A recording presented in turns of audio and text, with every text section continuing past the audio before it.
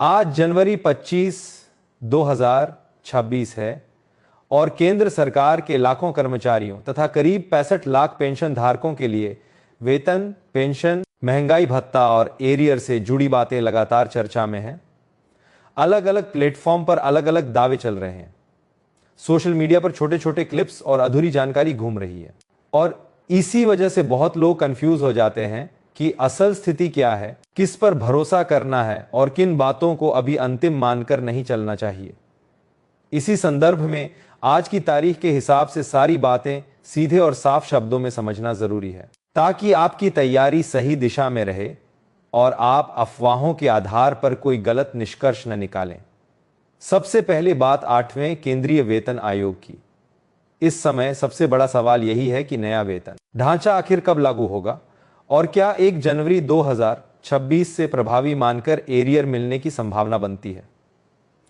कुछ चर्चाओं और रिपोर्ट्स में 1 जनवरी 2026 को संभावित प्रभावी तारीख बताकर बातें की जाती हैं, क्योंकि पहले भी कई बार वेतन आयोगों में प्रभावी तारीख कैलेंडर वर्ष की शुरुआत के आसपास रखी जाती रही है। लेकिन यहां आपको एक बात बिल्कुल स्पष्ट समझनी होगी कि अभी तक सरकार की तरफ से लागू होने की अंतिम तारीख और किस तारीख से प्रभावी माना जाएगा, इन मुद्दों पर कोई पक्की अंतिम अधिसूचना सामने नहीं है। यही कारण है कि अलग अलग जगहों पर अलग अलग दावे सुनाई देते हैं। इसलिए इस वक्त सबसे सही तरीका यही है कि आप किसी भी वायरल दावे को अंतिम न मानें, बल्कि आधिकारिक दस्तावेज, अधिसूचना या लिखित बयान पर ही भरोसा करें। कुछ चर्चाओं में यह भी कहा जाता है कि 8वें वेतन आयोग के टर्म्स ऑफ रेफरेंस को मंजूरी मिलने, आयोग के गठन की प्रक्रिया और उसके बाद रिपोर्ट तैयार होने में समय लगता है। आमतौर पर आयोग को अपनी रिपोर्ट देने के लिए पर्याप्त समय दिया जाता है और कई बार यह समय सीमा करीब 18 महीने या इससे भी अधिक हो सकती है। अगर किसी परिदृश्य में आयोग को रिपोर्ट तैयार करने में इतना समय लगता है, फिर रिपोर्ट सरकार के पास आती है। उसके बाद सरकार रिपोर्ट का अध्ययन करती है, वित्तीय प्रभाव देखती है, विभिन्न विभागीय परामर्श होते हैं, कैबिनेट में चर्चा होती है, फिर मंजूरी की प्रक्रिया पूरी होती है और अंत में नोटिफिकेशन जारी होता है। इन चरणों में अतिरिक्त समय लगना सामान्य। इसका सीधा मतलब यह है कि लागू होने की वास्तविक तारीख को लेकर देरी की संभावना को नकारा नहीं जा सकता। लेकिन हाँ, सबसे महत्वपूर्ण बात यह है कि देरी होने का मतलब यह नहीं होता कि कर्मचारियों या पेंशनरों को प्रभावी तारीख से लाभ नहीं मिलेगा। पुराने अनुभव यही बताते हैं कि कई बार निर्णय और आदेश बाद में आते हैं, लेकिन प्रभावी तारीख पहले की रखी जाती है और फिर उसी प्रभावी तारीख से एरियर बनता है। उदाहरण के तौर पर 7वां वेतन आयोग जनवरी 1, 2016 से प्रभावी माना गया था, जबकि कई प्रक्रियात्मक आदेश और विस्तृत निर्देश बाद में आए, फिर भी लाभ उसी प्रभावी तारीख से मिला। इसी तरह 6ठा वेतन आयोग जनवरी 1, 2006 से प्रभावी माना गया था और मंजूरी व विस्तृत आदेश बाद में आए, लेकिन एरियर लाभ प्रभावी तारीख के आधार पर बने। इसलिए अगर 8वें वेतन आयोग में भी 1 जनवरी 2026 को प्रभावी तारीख रखा जाता है और लागू होने में समय लगता है, तो इतिहास के पैटर्न के आधार पर 1 जनवरी 2026 से एरियर बनने की उम्मीद रखी जा सकती है। हालांकि ये उम्मीद है, गारंटी नहीं। अंतिम निर्णय सरकार की अधिसूचना और आयोग की सिफारिशों पर निर्भर करेगा। इसलिए उम्मीद और पुष्टि में फर्क समझना जरूरी है और पुष्टि केवल आधिकारिक दस्तावेज से ही मानी जाएगी। अब आते हैं उस सवाल पर जो सबसे ज्यादा चर्चा में रहता है कि सैलरी और पेंशन में कितनी बढ़ोतरी होगी। इसका एक ही सीधा जवाब है कि वास्तविक बढ़ोतरी फिटमेंट फैक्टर पर निर्भर करेगी, जो आयोग प्रस्तावित करेगा और सरकार स्वीकार करेगी। फिटमेंट फैक्टर अभी फाइनल नहीं है, इसलिए अलग अलग लोग अलग अलग अनुमान लगा रहे हैं। किसी का अनुमान कम है, किसी का ज्यादा। लेकिन आपको यह समझना चाहिए कि बेसिक बढ़ने का असर केवल बेसिक तक सीमित नहीं रहता। बेसिक बढ़ते ही कई भत्तों पर भी असर पड़ता है, जिससे कुल वेतन में फर्क बड़ा दिखाई देता है। उदाहरण के लिए मान लीजिए किसी कर्मचारी का वर्तमान बेसिक वेतन 76,500 रुपए है। इस पर मौजूदा डीए प्रतिशत के अनुसार डीए जुड़ता है, शहर श्रेणी के हिसाब से एचआरए लगता है और अन्य पात्र भत्ते भी हो सकते हैं। अब यदि फिटमेंट फैक्टर के आधार पर संशोधन के बाद बेसिक में उल्लेखनीय बढ़ोतरी होती है तो कई मामलों में एचआरए जैसी गणनाएं नए बेसिक पर होंगी और कुछ भत्ते भी उसी अनुपात में बदलेंगे। इसलिए केवल बेसिक बढ़ा तो बस उतना ही फायदा, ऐसा नहीं होता। कुल मासिक वेतन पर समग्र प्रभाव पड़ता है, लेकिन यहां सावधानी जरूरी है क्योंकि यह उदाहरण केवल गणनात्मक समझ के लिए है। यह सभी पर हूबहू लागू नहीं होगा। पे लेवल पे मैट्रिक्स, शहर श्रेणी, भत्तों की पात्रता और सरकार के अंतिम नियमों के अनुसार आंकड़े बदलते हैं। इसलिए सोशल मीडिया पर घूम रहे एक दो नंबर देखकर निष्कर्ष निकालना सही नहीं है। सही तरीका यह है कि आप अपने पे लेवल और अपने वर्तमान वेतन घटकों को देखकर ही कोई गणना करें। जब भी कोई आधिकारिक ड्राफ्ट या सिफारिशें सामने आती हैं, तब उसी के अनुसार आप अपने स्तर पर वास्तविक असर का अंदाजा लगा सकते हैं। इसलिए अगर आप चाहते हैं कि इस तरह की अपडेट्स आपको समय पर और साफ भाषा में मिलती रहें, तो सब्सक्राइब करके नोटिफिकेशन ऑन रखें ताकि आधिकारिक जानकारी आते ही आप तक पहुंच जाए और आप अफवाहों में न फंसें। एक और गलतफहमी भी दूर करना जरूरी है। कई लोग कहते हैं कि ऊंचे पदों को ज्यादा फायदा होता है। सच यह है कि वेतन संशोधन का पैटर्न अक्सर अनुपात के हिसाब से लागू होता है। अंतर सिर्फ इतना है कि जिनका बेसिक ज्यादा होता है उनके आंकड़े स्वाभाविक रूप से बड़े दिखते हैं। इसलिए तुलना करते समय केवल राशि देखकर नहीं बल्कि संरचना और अनुपात समझकर देखना चाहिए। इसी वजह से आज आपकी सही तैयारी होनी चाहिए कि आप अपनी स्थिति का एक व्यवस्थित नोट बना लें। अपना पे लेवल, मौजूदा बेसिक, वर्तमान डीए प्रतिशत, यदि पेंशनर हैं तो डीआर, आपकी एचआरए श्रेणी और जो भत्ते आपको मिलते हैं तथा उनकी पात्रता, इन सबका रिकॉर्ड व्यवस्थित रखें। इससे जैसे ही कोई आधिकारिक जानकारी आएगी, आप बिना घबराए और बिना कंफ्यूज हुए अपने लिए सही अंदाजा लगा पाएंगे। और हां, अगर आप चाहते हैं ऐसे अपडेट्स आपको बार बार मिस न हो तो सब्सक्राइब जरूर करें और नोटिफिकेशन ऑन रखें, क्योंकि इस विषय में एक एक आधिकारिक बदलाव आपके वित्तीय प्लान को प्रभावित कर सकता है। अब बात करते हैं एक ऐसे मुद्दे की जो बहुत सारे पेंशनरों के लिए सीधे पैसे और सीधे अधिकार से जुड़ा है। समान पद, समान सेवा और समान रिटायरमेंट परिस्थितियों के बावजूद पेंशन में अंतर।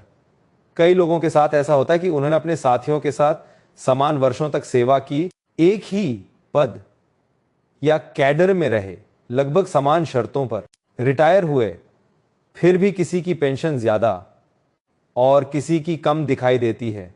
कई पेंशनर इसे चलो छोड़ो कहकर टाल देते हैं, लेकिन यह टालना नुकसानदेह हो सकता है क्योंकि कई मामलों में यह एक वैध शिकायत बनती है।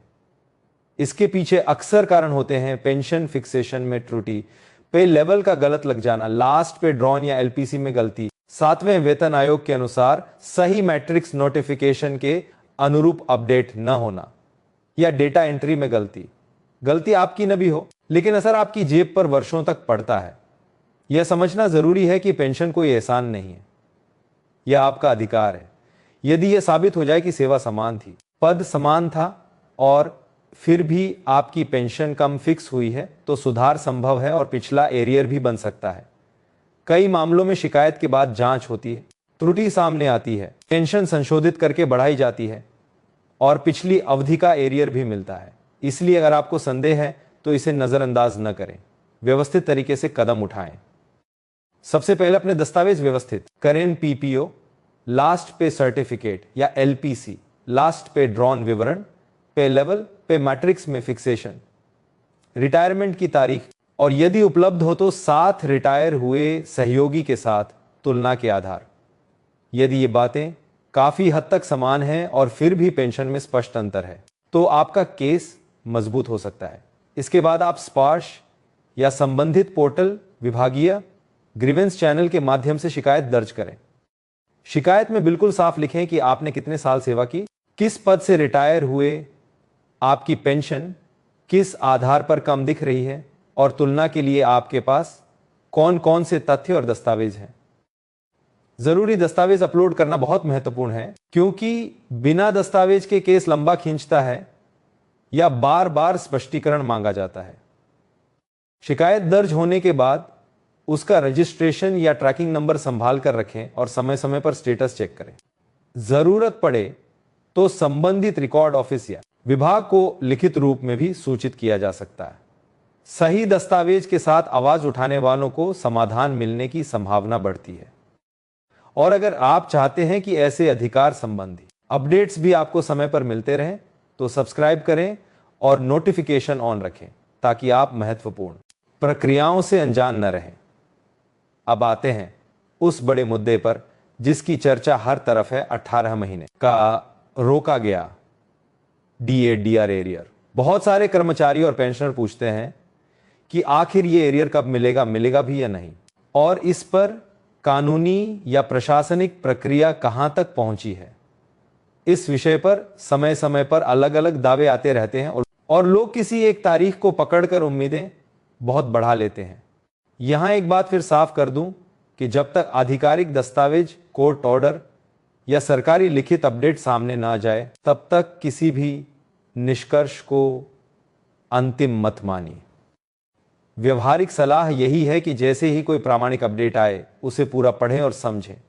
उसमें पात्रता क्या लिखी है, भुगतान का तरीका क्या होगा, समय सीमा क्या होगी और क्या किसी विशेष श्रेणी के लिए अलग निर्देश है। एरियर का मुद्दा छोटा नहीं है। अगर कभी भुगतान का आदेश आता है तो वित्तीय बोझ बड़ा होने की चर्चा भी होती है, और इसी वजह से निर्णय और क्रियान्वयन में चरणबद्ध प्रक्रिया अपनाई जा सकती है। आपको अनुमान के नंबरों में उलझने की बजाय 2 काम करने चाहिए। पहला, आधिकारिक स्रोत के बिना किसी वायरल दावे पर भरोसा न करें। दूसरा, अपने दस्तावेज और प्रोफाइल अपडेट तैयार रखें, ताकि अगर आगे चलकर किसी प्रक्रिया या वेरिफिकेशन की जरूरत पड़े तो आप तैयार हो। कई बार लोग सोचते हैं कि फैसला आते ही अगले दिन पैसा आ जाएगा, लेकिन ऐसा जरूरी नहीं होता। सरकारी प्रक्रिया में आदेश के अनुपालन, वित्तीय स्वीकृति, विभागीय दिशा निर्देश और भुगतान रन शेड्यूल में समय लग सकता है। उम्मीद रखना जरूरी है, लेकिन प्रक्रिया समझना भी उतना ही जरूरी है। इसलिए अफवाहों और अधूरी क्लिप्स से बचिए।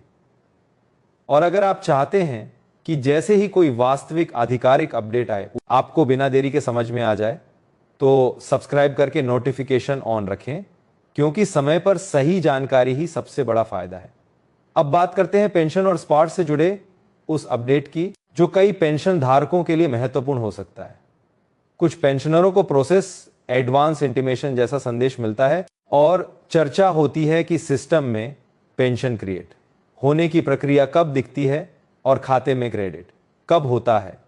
यहां ध्यान रखने वाली बात यह है कि स्पर्श या बैंकिंग पेमेंट रन में क्रिएट और क्रेडिट के बीच अंतर हो सकता है। यानी सिस्टम में पेंशन बनना एक स्टेप है और खाते में क्रेडिट दिखना दूसरा स्टेप है। बैंकिंग चैनल तकनीकी प्रोसेसिंग और बैच रन के हिसाब से कुछ मामलों में समय का थोड़ा अंतर आ सकता है। इसलिए सबसे सही आदत यह है कि आप अपने खाते में वास्तविक क्रेडिट एंट्री देखें। SMS alert, net banking, passbook update या बैंक स्टेटमेंट के माध्यम से। केवल संदेश देखकर घबराना या केवल संदेश न आने पर घबराना, दोनों ही सही नहीं है। उन पेंशनरों के लिए बहुत जरूरी बात भी समझना जरूरी है जिन्हें कोई एडवांस इंटीमेशन एसएमएस नहीं आया। केवल एसएमएस न आने का मतलब यह नहीं कि आपकी पेंशन रुक जाएगी। कई बार तकनीकी कारणों से किसी को संदेश मिलता है, किसी को नहीं मिलता। अगर आपका जीवन प्रमाण या लाइफ सर्टिफिकेट समय पर और सही तरीके से अपडेट है, स्पार्श प्रोफाइल वेरिफिकेशन ठीक है और बैंक खाता विवरण सही है, तो सामान्य तौर पर भुगतान बाधित नहीं होना चाहिए।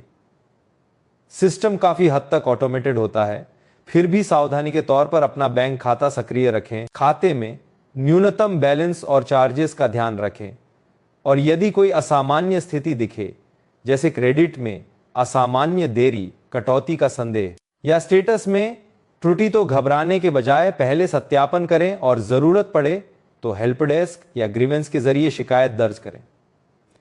यह प्रक्रिया आपको शांत और सुरक्षित रखती है और आपकी पेंशन से जुड़ी किसी भी गड़बड़ी का समय पर समाधान कराने में मदद करती है।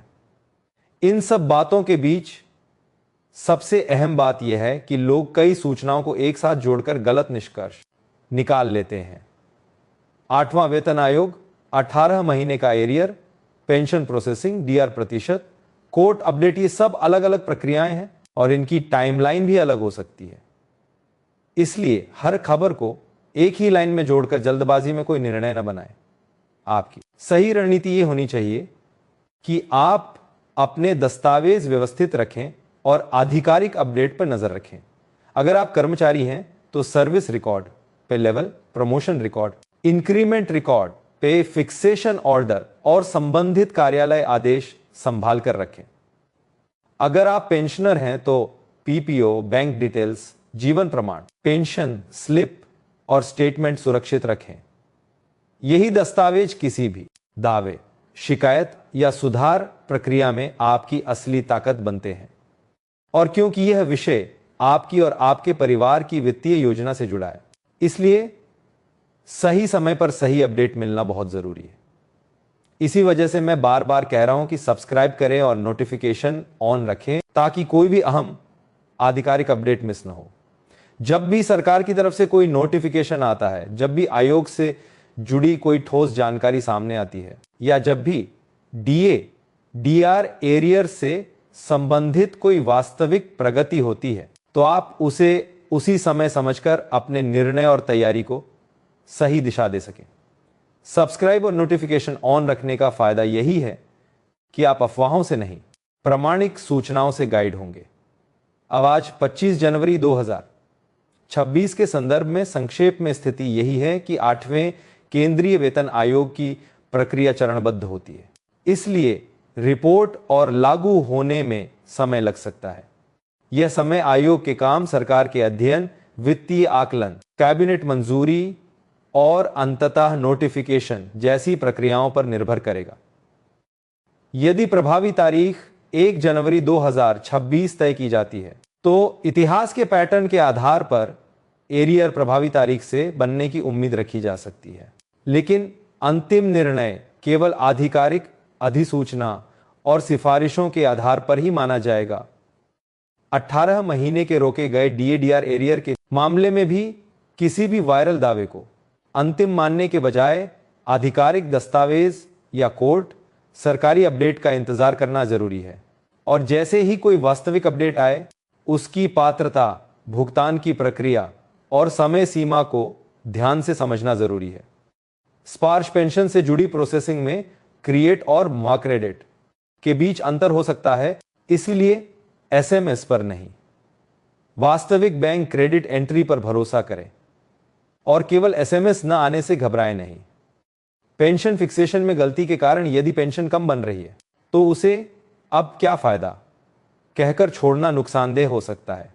दस्तावेज मिलाइए, व्यवस्थित तरीके से शिकायत दर्ज कीजिए और फॉलो अप रखिए, क्योंकि सही साबित होने पर पेंशन संशोधन और एरियर मिलना संभव है। अगर आप चाहते हैं कि ऐसे संवेदनशील और महत्वपूर्ण अपडेट्स आपको साफ भाषा में बिना भ्रम के और समय पर मिलते रहें, तो सब्सक्राइब जरूर कर लें और नोटिफिकेशन ऑन रखें। यह छोटा सा कदम आपको अफवाहों से बचाएगा और हर जरूरी आधिकारिक बदलाव की जानकारी आप तक सही समय पर पहुंचाएगा। आप अपने दस्तावेज आज ही व्यवस्थित कर लें, अपनी प्रोफाइल और रिकॉर्ड अपडेट रखें और किसी भी निष्कर्ष पर पहुंचने से पहले आधिकारिक स्रोत जरूर देखें। इसी तरह आप सही तैयारी भी कर पाएंगे और किसी भी बदलाव के लिए मानसिक व वित्तीय रूप से तैयार भी रहेंगे। आपका समय देने के लिए धन्यवाद।